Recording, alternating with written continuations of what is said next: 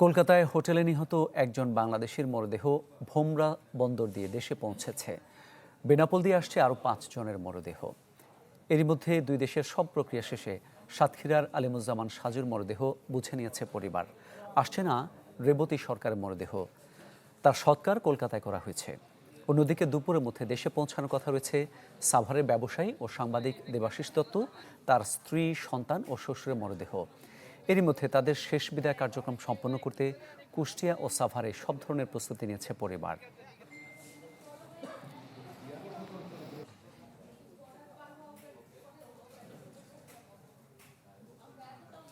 দর্শক, এ বিষয়ে আরো খবর জানাতে চাই। যশোর এবং সাতক্ষীরা থেকে যুক্ত হচ্ছেন আমাদের সহকর্মীরা। শুরুতে যশোর যেতে চাই সহকর্মী তৌহিদুর রহমানের কাছে।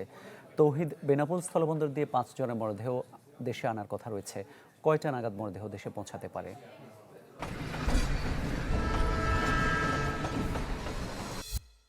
জানতে পারলাম ঠিক বাংলাদেশ সময় ঘড়ির কাঁটায় 1টা যখন বাজে তখন কলকাতা থেকে মরদেহগুলো নিয়ে রওনা হয়েছে বেনাপোল বন্দরের উদ্দেশ্যে। অর্থাৎ এখানকার ইমিগ্রেশন কর্তৃপক্ষ যেটা বলছেন যে যদি পথে কোনো বিঘ্ন সৃষ্টি না হয় তাহলে তারা আশা করছেন বিকাল 4টা থেকে 5টার মধ্যে বর্ডারে এসে পৌঁছাবে এবং ওপারের আনুষ্ঠানিকতা শেষে তাদেরকে এই পারে আনা হবে এবং এই পারে মরদেহগুলি গ্রহণ করার জন্য ইতিমধ্যে তাদের নিহতদের স্বজনরা এখানে অপেক্ষা করছেন এবং গতকাল থেকেই এখানে লাশবাহী গাড়ি নিয়ে অপেক্ষা করছেন সাভারের যে ব্যবসায়ী নিহত হয়েছেন জোবায়ের বাবু, তার পরিবারের স্বজনরা।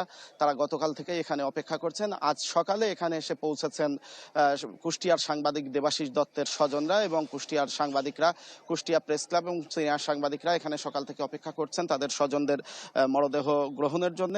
এপারে আমি কিছুক্ষণ আগে কথা বলেছি ইমিগ্রেশনের দায়িত্বপ্রাপ্ত কর্মকর্তাদের সাথে। তারা বলছেন যে এখানে পৌঁছালে যাতে তাদের কোনো অসুবিধা না হয় এবং দ্রুততার সাথে আনুষ্ঠানিকতা সম্পন্ন করা যায় সেই ব্যাপারে তাদের সকল প্রস্তুতি রয়েছে। অর্থাৎ ওপারের আনুষ্ঠানিকতা শেষে এপার বেনাপোলে প্রবেশ মাত্রই তারা দ্রুততার সাথে মরদেহগুলো তাদের স্বজনদের কাছে হস্তান্তরের উদ্যোগ নিয়ে রেখেছেন এবং এখানে মরদেহ গ্রহণের পরে যেটা বলছেন তাদের স্বজনরা সরাসরি কুষ্টিয়ার যে 4 জন অর্থাৎ সাংবাদিক দেবাশিস দত্ত, তার স্ত্রী, সন্তান এবং শ্বশুরের মরদেহ নিয়ে সরাসরি কুষ্টিয়াতে যাবেন এবং রাতেই তাদের সৎকার করা হবে। এবং যেটা আমরা জানতে পেরেছি যে দেবাশিস দত্ত এবং তার কন্যার তার পুত্র সন্তানের যে মরদেহ সেটা হিন্দু সনাতনী রীতি অনুযায়ী সৎকার করা হবে এবং তার স্ত্রী এবং শ্বশুরের মরদেহ ইসলামী শরিয়ত মোতাবেক দাফন করা হবে বলে আমরা জানতে পেরেছি। একই সাথে জোবায়ের বাবু, যিনি সাভারের ব্যবসায়ী, তার মরদেহ গ্রহণের জন্য তার ভাই এবং স্বজনরা অপেক্ষা করছেন। তারাও বলছেন যে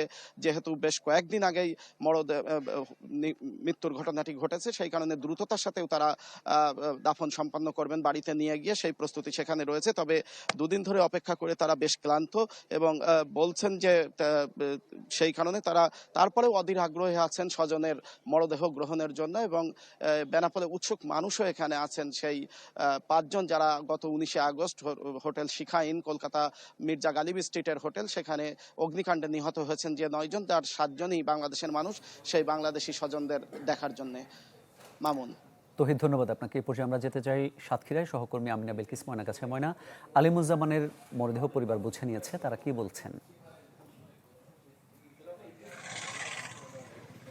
মামুন, আপনি জানেন যে কলকাতার নিউ মার্কেট সংলগ্ন মির্জা গালিব স্ট্রিটের শাইন হোটেলে সেখানে কিন্তু অগ্নিদগ্ধ হয়ে এই আলিমুজ্জামান সাজু মারা গিয়েছে। তার মরদেহ কাল রাতেই পৌঁছানোর কথা ছিল, সব প্রক্রিয়া সম্পন্ন হয়েছিল, তা সত্ত্বেও কিছু প্রশাসনিক জটিলতা এবং সীমান্ত জটিলতার কারণে কিন্তু পৌঁছায়নি। সেই মরদেহ আজকে পৌঁছেছে 12টা 15 মিনিটে সাজুর পক্ষে তার ভাই মাহমুদুন নবী, দীপু এবং অন্যান্য আত্মীয় স্বজনরা তার মরদেহটি গ্রহণ করেছে এবং এই সাথে ছিলেন কোম্পানি কমান্ডার, বাংলাদেশ পারের company commander BGB Afzal Hossain এবং ইমিগ্রেশনের ইন্সপেক্টর, তিনি হচ্ছেন সাজিব বালা। তারা সাথে থেকে এই মরদেহ গ্রহণ করেছেন এবং মরদেহটি বাংলাদেশ পারের সমস্ত কার্যক্রম শেষ করে মরদেহ বহনের যে গাড়ি, সেই গাড়িটি কিন্তু এগিয়ে চলেছে তার গ্রামের বাড়িতে। তার গ্রামের বাড়ি হচ্ছে সাতক্ষীরার কালীগঞ্জের তারালি ইউনিয়নের বয়রা গ্রামে। সেখানে তার কবরটা খোঁড়া হয়েছে এবং তার দাফন সম্পন্ন হবে কিন্তু বাদ আসর। এজন্য তাকে গ্রামের বাড়িতে নিয়ে যাওয়া হচ্ছে। গাড়ি বহরটি এখন রাস্তায় আছে। এরপর আমরা সাথে আছি, আমরা কিন্তু তার গ্রামের বাড়ির দিকেই এগোচ্ছি। এরপরে আরো খবর থাকলে তার সর্বশেষ খবর মামুন আপনার জি, অনেক ধন্যবাদ আপনাকে।